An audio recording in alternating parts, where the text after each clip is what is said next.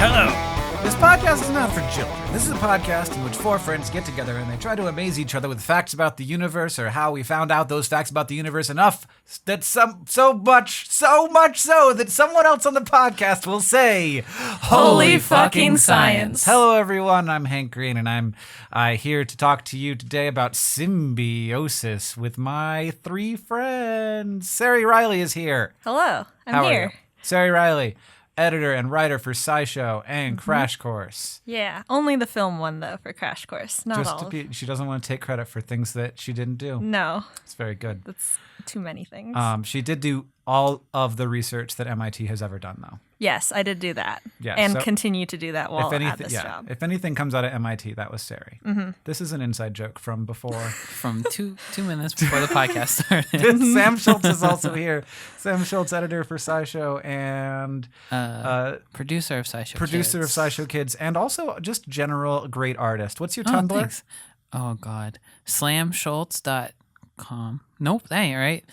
Tumblr.com/slam. Probably Schultz. slamschultz.tumblr.com. I'll just put it in the description. I don't care. It's great. He's a very talented artist. I don't know how I ran across it recently, and I was like, look at this great stuff Sam does. We're also joined by Olivia Gordon. Hello, Olivia. Hey, Hank. How you doing? Was this your idea, this topic? It was. I think so. Yeah, this was my idea. Olivia hosts SciShow and does many other things. Many other things. Currently in the taxidermy arts. Yep, currently. Provided us with a very good SciShow mascot. Squirrel from someplace. Yeah, who knows where. I think Alaska, actually. Whoa. Oh, really? Yeah, Just a dead Alaskan squirrel. you know, Was it trapped? Probably. Is that how that squirrel met its end? probably. Yeah. Yeah. That wasn't like just like a find. No, it's hard to just find four squirrels that all look the same for that kind of demo, you know? Yeah. So had to go for the inhumane kind. Good. There's a lot of squirrels. There's plenty left over. I mean, I would say that there's a problem, except that I eat so much meat. Yeah. So like I have nothing to. Squirrels ate all my Halloween pumpkins this year.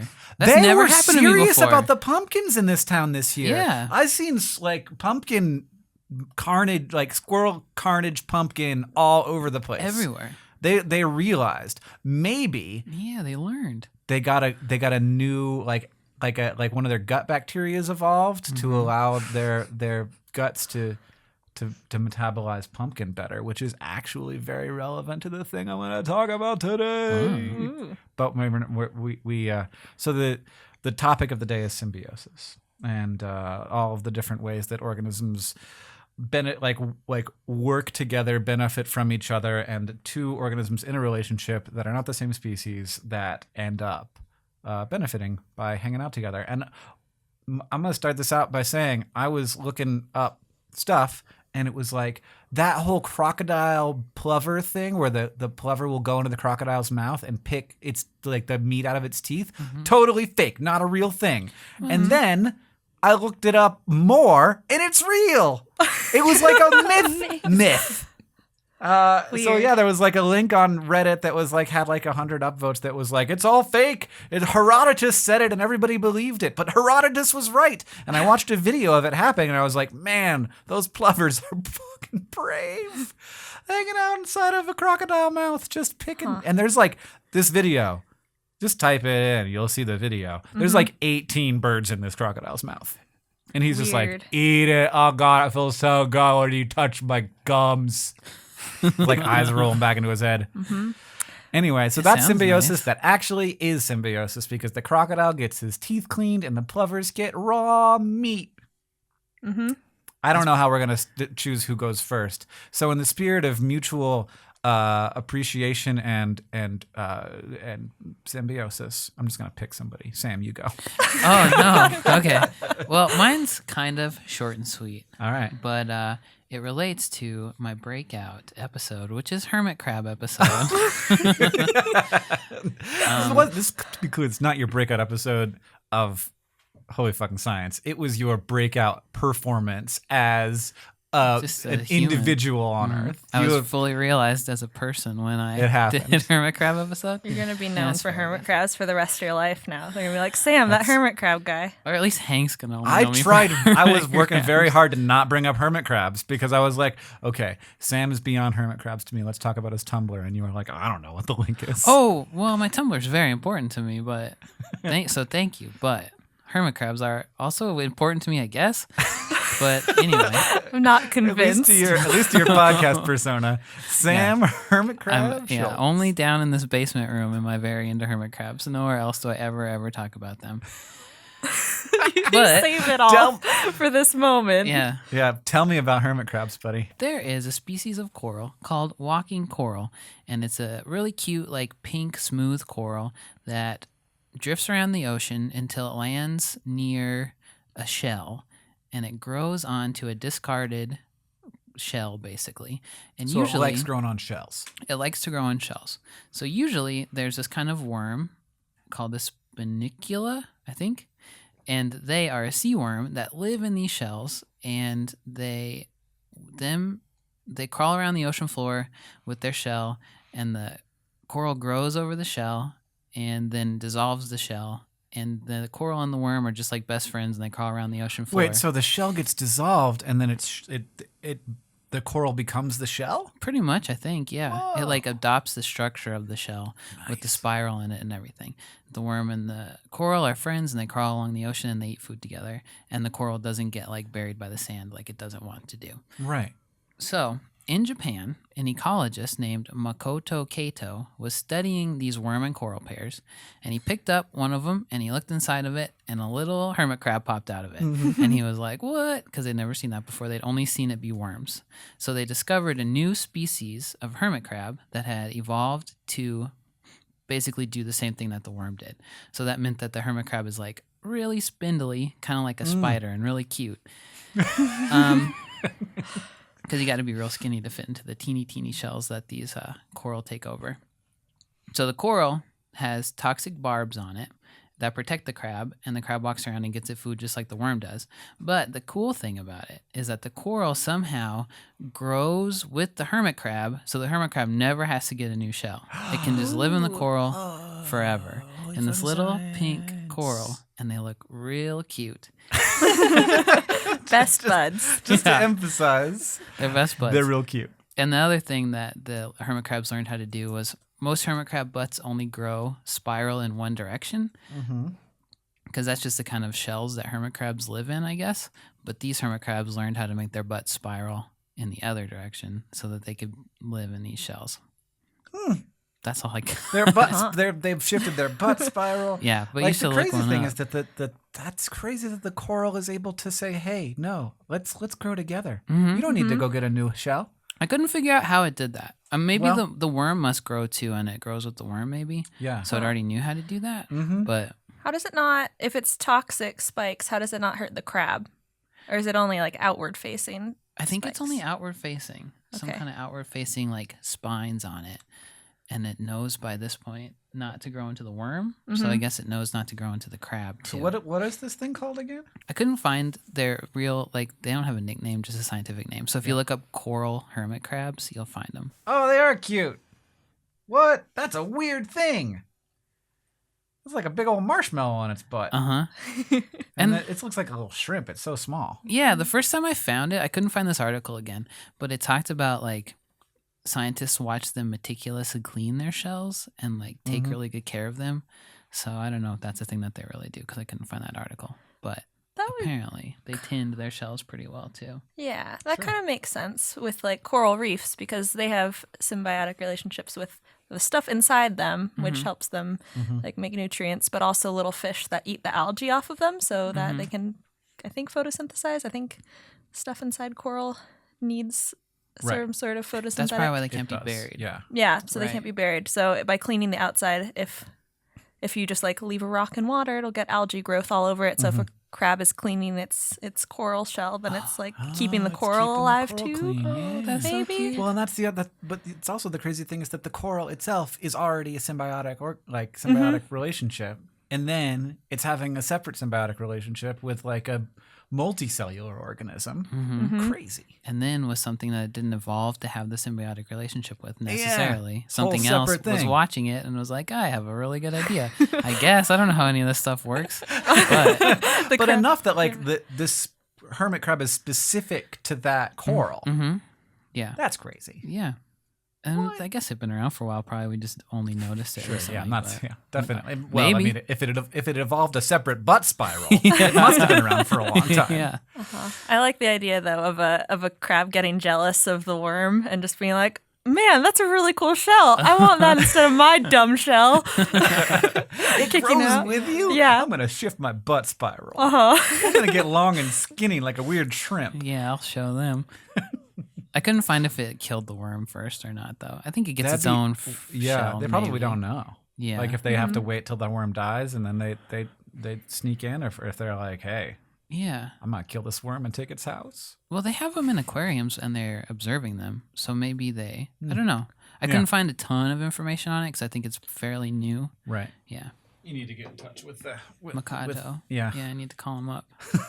Have him send us some samples. gotta We'll try take it. really good care of him. We have a whole room for him. Look at our furnace area. Yeah. It's great. No problems will ever be had. All right, I guess I put myself in charge of who goes next. So I'll go next. Yeah, okay. Because I want to talk about gut bacteria.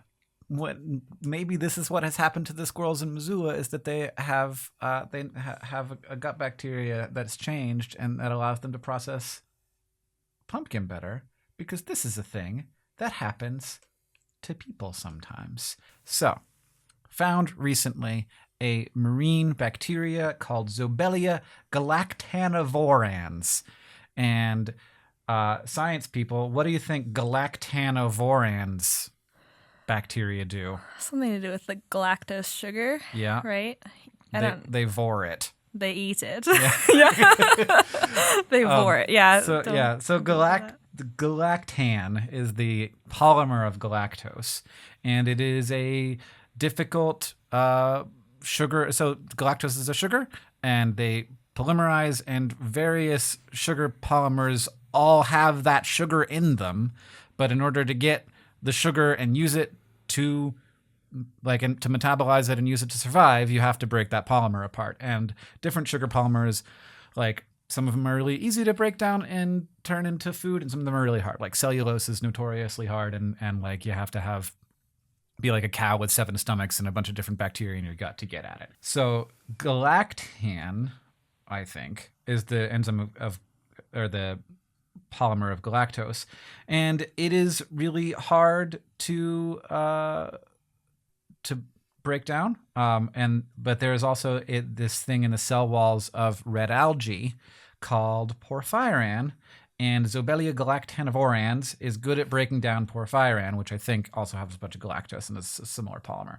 So that carbohydrate is this bacteria is like, I'm going to figure out how to get food out of this thing that was hard to get food out of.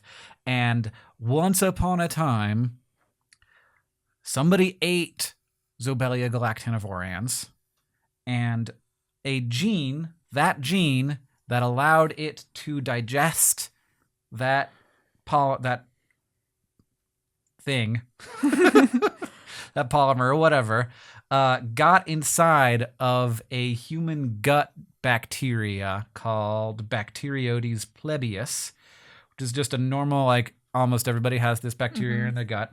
And that gene transferred from Zobelia galactanovorans into that bacteria, and it stayed there and it lived there. And it did that because only, from what we can tell, a very specific group of people, because it allowed that group of people to better digest and extract nutrients from red algae, which we also know as there are a number of red algae, but the one that you are most familiar with is the stuff they wrap sushi in. Japanese people Weird.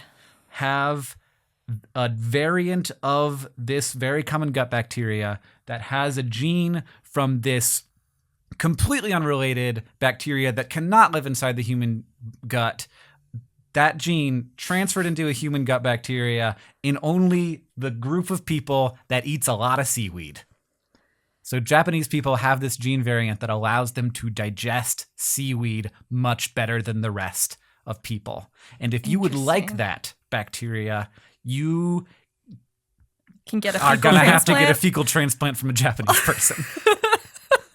Yeah, so from what we can tell, it's a very common gene variant in the Japanese population in their guts, and we haven't found it in anyone else's guts. So that makes sense because Japanese people eat a lot of seaweed. And it also makes some sense to me because I'm like, why do we eat seaweed? It is clearly not food, but it may be that it is more food for other people than it is for me because they have bacteria that allow them to access carbohydrates that are not available to me.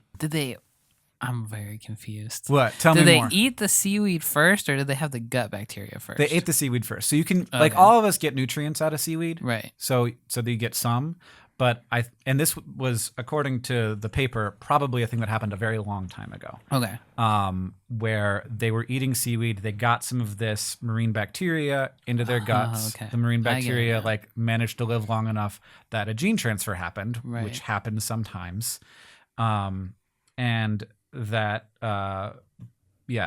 and then once that gene transfer happened, the bacteria that were able to digest nori better, right, survived better. Okay. And so they moved and transferred. And the question of whether or not like an individual person had an evolutionary advantage and thus passed their gut bacteria along, probably not. But the gut bacteria themselves had an evolutionary advantage. And so like sort of took over, and there were more of those bacteria in the guts of an individual. And then because they were in that individual, they spread out of that individual. Okay. And it's really interesting to like talk and think about how gut bacteria work. And like, nowadays you would never get Zobelia galactinivorians in you, probably, because like they're going to sterilize the seaweed before they serve it to you. And it's not going to have that weird marine bacteria on them because they don't want weird bacteria on your seaweed. But that also created a new level of diversity in gut bacteria that we would have never gotten otherwise. That was advantageous both to the gut and to the human because it gave us more access to food. That makes me wonder how much of the food that we eat, I guess a lot of it is sterilized now, but especially with things, I guess I know nothing about nutrition and probiotics and things like that. I think the argument is that it supplements your gut bacteria, but this makes me wonder how many random mutations are happening with that bacteria. Or not random mutation, but gene transfers. Like all the things that have bacteria in them that we eat. What is changing and what don't we detect just because, like, I'm sure there's transfer going on all the time, but we're not getting superpowers out of it yet. Yeah. Well, I mean, yeah, like it's the kind of thing that like it's always going to be a time scale thing. Oh, for sure. So what we know more and more is that we know less and less about what's actually going on in our guts. There's just a huge diversity, and every person has a different collection and different amounts and also different species. And it is not just the species, it's also what genes those individual species have. Like this, very common gut bacteria is capable of different things in different populations because that population had this gene transfer happen, and it also had an advantage that was conferred by that gene transfer. So if there was no advantage, if we'd just been eating like, McDonald's, that gene transfer wouldn't have, like it would have happened, and then that there would have been no advantage to it and it wouldn't have spread. There's just going to be, I feel like in 100 or 200 years, we're going to understand the bacteria inside and around, just everything microbiome related so much more than we do now. And it's going to be so interesting, and I'm going to be dead and sad that I don't know it. Just so upset. I'm very upset because I'm sure these bacteria do so many things, and by manipulating populations of them, health changes so much, but we just don't know anything. Yeah, right. And the other thing is like it's not just the access to the bacteria. More and more we are realizing it's not like making sure the bacteria is in there. It's also what you feed them. Like you're not going to get the same diversity if you don't have the same diet diversity, if you don't have different proteins going in, different polymers, different, all the things that feed different. It's kind of like my suspicion is that in the next 10 years or so, we will have diets, fad diets, to be clear. I'm not saying that this is like a legit thing, but we will have fad diets that are designed to make your microbiome do certain things, and that those fad diets will be like the Atkins diet that happened in the 90s, and everybody will be like, oh, I'm on this diet. It makes my microbiome so much more diverse, and it'll be like, really what you should be doing is like eating a variety of plants. Yeah. Because like, just like everyone always said you should, but you don't want to because it's boring, and you don't want to have Brussels sprouts and sausage for breakfast like Olivia did. That sounds kind of good. I It sounds guess. very good. It does sound good. We do when for the people who've never done this before. We at the beginning of most shoots to test sound, you have to like talk into your mic, and then people are like, I don't know what to say, so you ask them what they had for breakfast. We went around and everybody had fucking cereal except Olivia. I had yogurt. You had yogurt. You had toast. I had cereal. Olivia had Brussels sprouts and sausage. That's good. Was that leftover Thanksgiving? No, fresh. I like to keep my gut biome happy That's and nice. healthy, you know. You're on that diet. You're on that gut biome Yeah, diet. I'm always on a fad diet, you know. Could I eat something that would let me eat wood? Could I eat something that would let me? So I told my friend about this Japanese thing today, and he said, would I gain that ability if I devoured a Japanese person? And I was like, I mean, no, if you ate their poo, maybe. Yeah. You don't have to But like, you don't have to. You Yeah. could just put the poop up your butt, and that would be probably more effective and also way safer than eating it. You have to put the poop up your butt? What? I thought you had to eat the poop. Well, it's fecal transplant. Fecal transplants where you put the poop up the butt. Yeah. That's all it is? Yeah. It Oh. comes out of You one thought you had butt to eat into the the other poop? Yeah. butt. I thought you had to drink the poop. Oh no! You don't have to eat the poop. Oh, It just goes up your butt. Oh, It goes no. up the butt. Yeah, you know, never eat poop. oh boy. Okay. As they say in Clerks 2, never go ass to mouth. Never seen that one. It's really good. Okay. It's one of my faves. Is there a Clerks 3? Wait, I think no. I thought there was. I think that there's just the Clerks 2, which took Okay, about a never mind. million years to happen. And then, yeah, that's just the one. Just the Clerks 2. Okay. Maybe You know, someday. 63% on Rotten Tomatoes. But you like it. But I like it. Maybe now that rating will go up because you're like a taste maker. Don't say tastemaker after I just said never go ass to mouth. Okay. What were we talking about? Fecal transplants. Yeah. You can't, like, they have done it through tubes to deliver all the way down through your gut into the small intestine. Mm-hmm. That's really hard to do. It's much more common to just go up the butt, as they say, the technical term. As the person who's done all the research for MIT ever, that is correct. Okay, got it all settled. Yeah, I want to drink poop. No, right. Don't let yes. someone trick you into drinking poop by I telling think you I it's a heard on fecal This American transplant. Life or something that you're supposed to drink the poop. So I won't listen to that. I'll come after Ira Glass. Yeah, Ira is not my Fight doctor me. anymore. Yeah. Stick the poop up your butt. That's how you do it. I think I heard it on This American Life. I So did. what I was going to say, the reason I brought that up is that maybe if you devour a beaver, you would be able to eat wood. Sweet. Okay. I know where I can But find you one. can't, you got to do the whole thing. Okay. And maybe just eat the beaver poop. Okay. I'm going to have Jesse bring me huckleberries. poop. No! Oh, I'm going to okay. eat it. I won't eat was- huckleberries. I'll just give it a Crisis. shot. Yeah, Okay. right. Cool. I'm going to be eating wood by the end of next year. That's All my right. New Year's Just resolution. all you got, yeah. Yeah. By Then the you can end, come on so the podcast. 2018, Yeah. And I'll show you. just beaver poop every day. Yeah. Beaver poop every day. Okay. Okay. I'm going to be very sick, but it's going to be worth it. Because then I can eat like a chess piece or something. At a party. It will be very impressive. So you can eat a chess piece without do it digesting anyway. it. You Yeah, can do you're that right. now. Okay. Well, that's my New Year's resolution too. All right. Sam wants to eat a chess piece. Mm-hmm. Okay. One per year. And One just chess see how- piece a year. That way you can see if you actually got conferred the wood eating Right, gene. you can check it on the way out. You have to eat the beaver bacteria, and then every so often eat a chest piece, and then you can. It has to be from the same compare set it. though, and Yeah. it has to be just a pawn Okay. because it has to be consistent. Yeah, MIT. for control. Yeah. Okay. Perfect. Stamp of approval. I'll eat one tomorrow, and that'll be like. The MIT stamp. I heard from MIT on This American Life. If you devour an entire beaver, you can eat wood. Olivia, are you ready with your excellent notes Sure. and yeah. your micron pen? I love those pens. Yeah, me too.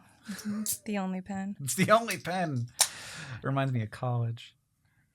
So yeah, I wanted to talk about lichen Mm. because I feel like a lot of folks don't know what lichen is. They think they it's a moth or a moth. I think it's a moth. A moth. Just they think well, maybe I think it's lichen, but it turns out to be a moth. It's one of those really cleverly disguised ones. there you go. There are a lot of those. Anyways, yeah, I think a lot of people think of lichen as a moss or a fungus, but Those idiots. I know what it All right, is. Sam, what's lichen? Oh, it's actually, I think I do know what it is. It's like, well, you say what it is. No, you say what. No, I want to hear you say what it is first. all right. Well, lichen is a symbiotic relationship between a fungus and either an algae or a cyanobacteria. Oh. And the fungus is usually the dominant partner, which gives it the majority of its traits. And are these like they're all single-celled organisms hanging out together? Or is the fungus a kind of multicellular structure in which the single-celled cyanobacteria lives amongst? Okay. Yes. So they both benefit from this. The fungi receives carbohydrates from either the algae or the cyanobacteria's photosynthesis, and the algae or cyanobacteria are provided an ideal environment protection. The fungus will collect water and nutrients and store it, which allows that to be available for the cyanobacteria.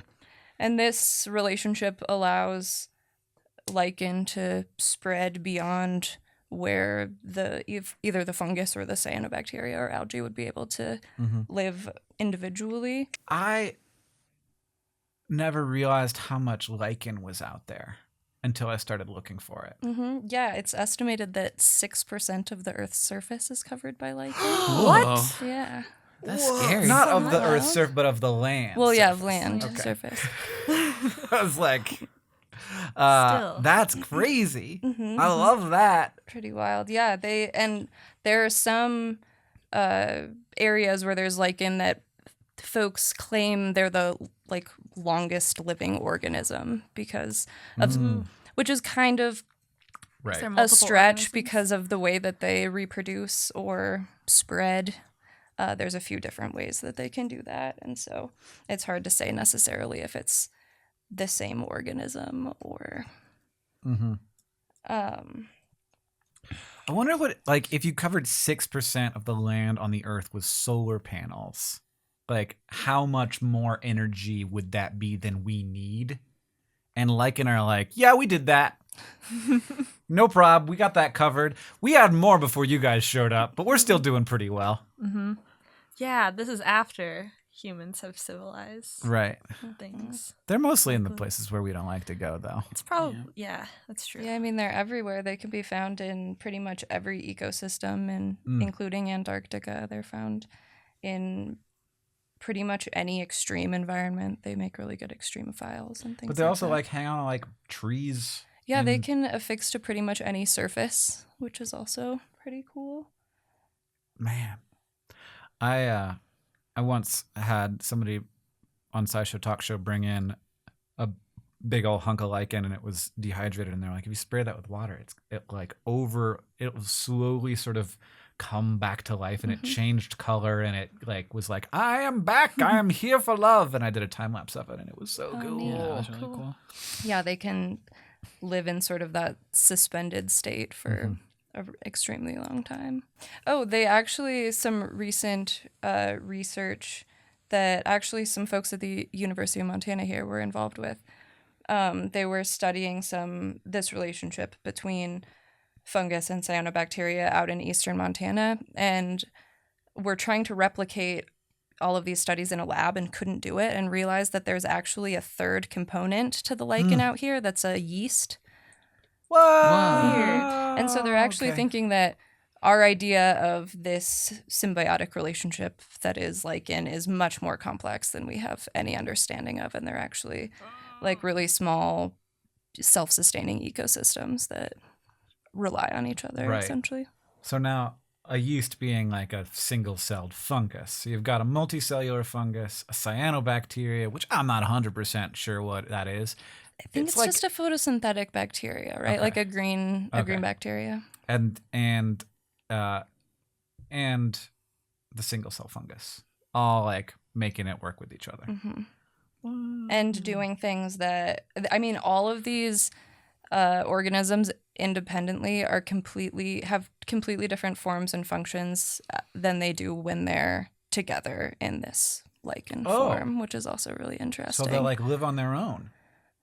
Some can, not all of the different components can live independently on their own, but the ones they can, even if they separate them into a lab and say try to grow the fungus independently, a lot of times it won't have any structure to it. It kind of just grows like aimlessly and doesn't have any sort of purpose until they introduce it, with an algae or something, and then it's like, thank God my friend is here.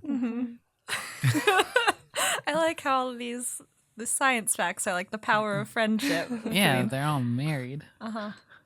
And 3, polygamy going on here now. Yeah. That's okay. Yeah. It's a fungus. Yeah.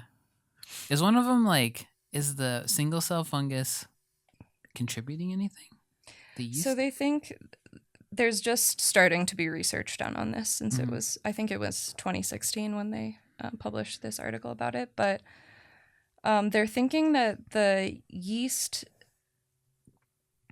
provides some sort of protection in like an acid that's built up by the fungus, and so the yeast cuts back on that and helps them grow better or something. With it. Cool. Super interesting. Yeah, I knew all that. That's what I was gonna say. No, Caitlin can't handle it. Caitlin's on sound, and occasionally she gets a little too giggly. I actually did know a lot of that because when Rachel and I first moved here, and we were really lonely and didn't have any friends, we went to a meeting of the Wildflower Society at the university, and they talked about that same thing with the yeast being the third thing. But I think that was before the paper was published. I think it was the guy who found it out. It was really interesting, more interesting than the Wildflower Society I thought would be. But we never went back to another meeting, so they're not bad. Wasn't that interesting? It's hard. It wasn't really our crowd. Things. Yeah. Yeah. If you would go into the Wildflower meeting and it was like a bunch of 25-year-olds, and you'd have been like, 60 or this is my 70-year-olds. people. And instead it's like, I guess we could have a dinner party with a bunch of people who are the retirees. Okay. They make me Brussels sprouts probably. Hey, haven't we just talked about how good Brussels sprouts are for you? I don't think we said that they were good. Brussels sprouts are great. Yeah. Okay. You said you want to eat that breakfast. It sounds like Sounds enriching. It sounds good. You don't like Brussels sprouts? No. Oh. Because I grew up in the 90s when everybody was telling you that you should not like Brussels sprouts, which I guess you did too. There was that thing where it was like Brussels sprouts were the go-to bad food for a while. Yeah. I could make you some Brussels sprouts you'd like. Okay. You and Rachel come over. I'll make you Brussels Just sprouts. all Brussels sprouts. Brussels sprouts and pumpkin pie. That's all of dinner. Oh, God. Okay. All right, if I have to. I'm your boss. You're my boss. Good. Perfect. We've just got Ceri left, I think. Yeah. All right. I kind of did a bad job with the assignment. I used my cool symbiosis fact on a different holy fucking science. So I had to use second your tier. Shitty fact. Yeah. There's only one cool symbiosis fact. There was only one, yeah. I mean, there was this whole thing. I don't know. I didn't find this hermit crab thing. How did you find the hermit crab thing? Did you already know that? Yeah, I've known it since I looked up hermit crabs the first time. Okay. And I was researching them, and then I was like, "Whoa, put that in the old pocket for later." Yeah. Cool. Yeah. this is something that I found, and I think mostly it feels a little wishy-washy to me because it's kind of symbiosis, but the most recent research on it is like it might not be. Okay. So I'm going to talk about parasitic wasps and something called polydNA viruses. And viruses are not alive by a lot of scientists' metrics. Mostly, I guess that's a debate that we don't need to get into now, but the main reason why people debate that fact is because they don't have their own machinery for DNA replication. They have host cells.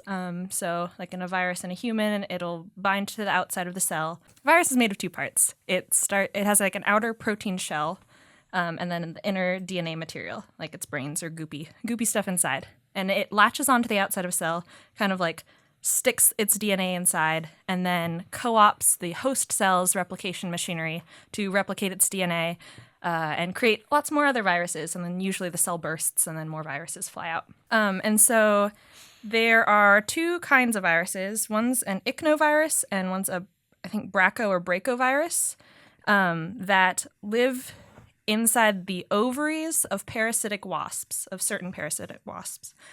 And they get injected into usually caterpillars, or where these wasps lay their eggs with the eggs.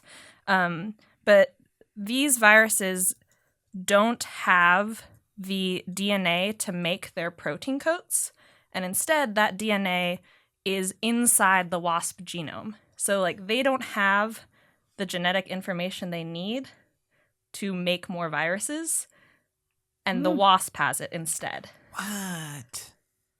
And it's very weird. I feel like I lost. Where'd they come from then? I think Which came first? Yeah. I think, and this is why it's a little like wishy-washy, because a more recent study, and I think 2009 or 2013, one of those years, says that some descendant, some ancestor of this virus likely infected an ancestor of this wasp. And like 100 million years ago, part of its DNA just got like transferred into the wasp ovary cells and just stuck around there. And so even though it just didn't even matter. Yeah. It was like, whatever. But as long as you don't go extinct, I'm good. And then nowadays, like this virus cannot replicate outside of parasitic wasp ovaries just because it doesn't have the DNA to make its protein coat in any other cell. What's it doing with its life then? I don't know. And what's interesting and what is it all good for the wasp? Did I miss something? Yeah, and so it doesn't hurt the wasp, and the wasp wouldn't be able to reproduce without it. So when because it's in the wasp ovaries, when the wasp sticks its ovipositor, so it's like a little egg tube, into a caterpillar to lay its parasitize the caterpillar, lay its eggs, it injects some of this virus too. And the virus cannot replicate inside the caterpillar. It can't do anything. It's just kind of floating around. But it interacts with the caterpillar's immune system. So normally a caterpillar's immune system would fight back against the parasitic wasp eggs. Whoa. And basically it's equivalent of white blood cells. So phagocytes would go around and eat away at the eggs. But the virus helps out the wasp, and just we don't know how exactly, but it inactivates the caterpillar's immune system, which lets this egg hatch and a baby wasp larva to grow, and eventually, I'm guessing it's like the chestburster alien, just kind of like outside of a caterpillar. What the hell? I mean, what the hell on a lot of levels? Yeah. That's a lot of moving parts for all that shit to be necessary and for it to have evolved and worked. And you're saying 100 million years, like actually 100 million years, or is that just a number that you use, like a lot of years? It was an estimate. It was in a Nature article about it. So that was an actual estimate. Yeah. Because that's a long fucking time for this to have been going on. Yeah. Where you I get the weird thing about a virus is you can't make it go away. You can't it's not gonna die. They just keep doing their thing. If you have a relationship that you're not trying to get rid of them, they'll just continue. So it's almost like this isn't a virus. It's just a part of the wasp. This is the hot debate in virology, apparently. I put my finger right upon it. As there was like one guy who seemed very passionate about it, and he was quoted in the article. He was like, by most definitions, this would be, at this point in evolutionary history, the virus is basically an organelle of the wasp. It's just like a part of the wasp that is also used in reproduction. Does it exit the cell? And like, what do you mean? Like, does it move around? Like, is it inside of the cell, inside of the like, is it inside of cells all the time, or is it hanging around mostly outside of the cell? I'm not sure. It's weird to call it an organelle if it's like it's more like a antibody or like a messenger protein or something. I think it is extracellular because the one diagram that they had just showed like the egg being deposited and then virus specks floating around it. Yeah. So. And it has to be somewhat extracellular if it's messing with the caterpillar. Mm-hmm. But like viruses tend to be both. Yes. Yeah. What was it doing before this whole situation happened? It was just a virus. I don't know. No, the wasp though. Could the wasp still make the caterpillar stuff? I don't know. I am guessing. I don't know enough about evolutionary arms races and things like that, but I'm guessing that at some point, parasitic wasps and with some caterpillars, they can just lay their eggs and the eggs will survive in other ways or not be identified by the caterpillar's immune system at all. But for some reason, this particular wasp-caterpillar relationship, the caterpillar has found a defense mechanism, which is immunorecognition. But maybe not all immune systems recognize eggs. Right. Science. Yeah. I understand now.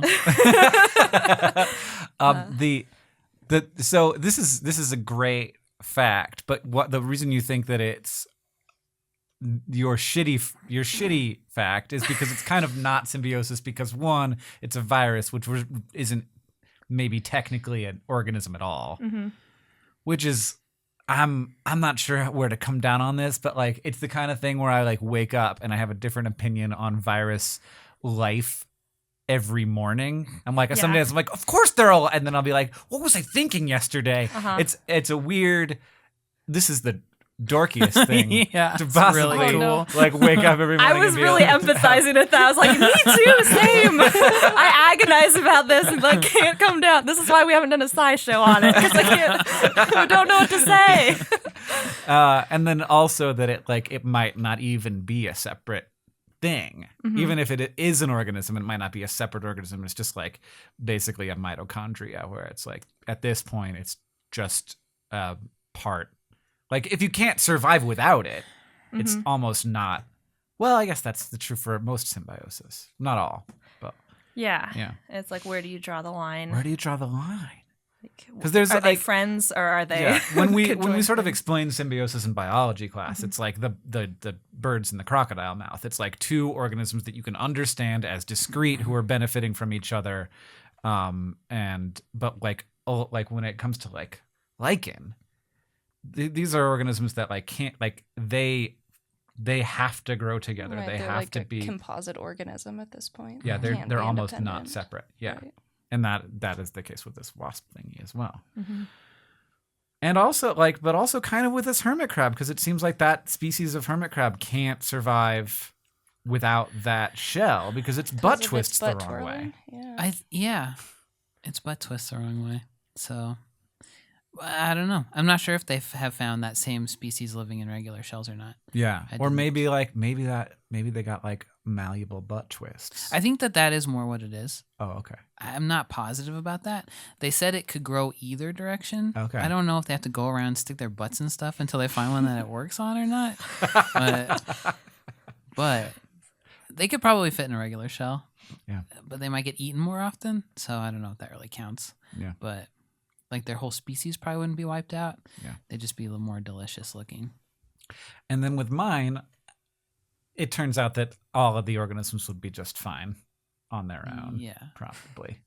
Well, we need our gut bacteria and they need us.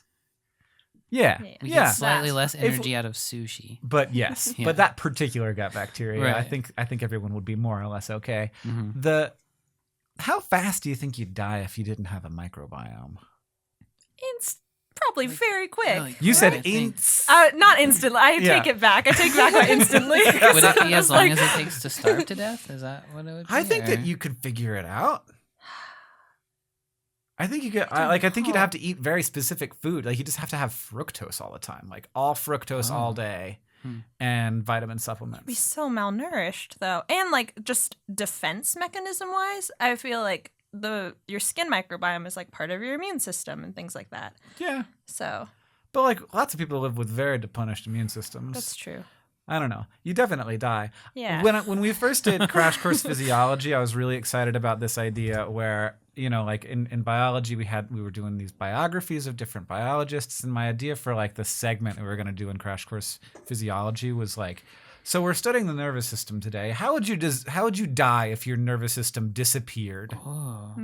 And like, so we're studying the skin. We're studying skin today. How would you die if your skin disappeared? And I got really obsessed with this, and I was like, how would I die if my skin disappeared? Let's do it as a kids miniseries.